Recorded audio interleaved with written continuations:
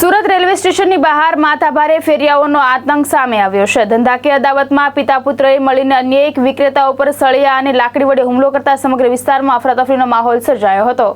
Surat railway સ્ટેશનની સામે આવેલા વિસ્તારમાં જાહેરમાં મારામારીની ઘટના સામે આવી છે। પ્રાપ્ત માહિતી અનુસાર સ્ટેશન બહાર સાયકલ ઉપર ગુટખા, પાન મસાલા સહિતનો સામાન વેચતા એક ફેરિયા અને અન્ય એક વિક્રેતા વચ્ચે કોઈ બાબતે બોલાચાલી થઈ હતી। બોલાચાલી ઉગ્ર બનતા ગુટખા અને પાન મસાલા વેચતા પિતા પુત્રએ મળીને અન્ય વિક્રેતાઓ પર સળિયા અને લાકડી વડે હુમલો કર્યો હતો। હુમલામાં વિક્રેતાના માથામાં ગંભીર ઈજાઓ પહોંચતા તે લોહીલુહાણ હાલતમાં ઢળી પડ્યો હતો। જાહેર સ્થળે બનેલી આ ઘટનાના કારણે મુસાફરો અને સ્થાનિકોમાં પણ અફરાતફરીનો માહોલ સર્જાયો હતો। ઘટનાની જાણ થતાં પોલીસ તેમજ 108 એમ્બ્યુલન્સની ટીમ તાત્કાલિક સ્થળ ઉપર પહોંચી હતી। ઈજાગ્રસ્તને સારવાર માટે હોસ્પિટલ ખસેડવામાં આવ્યો હતો।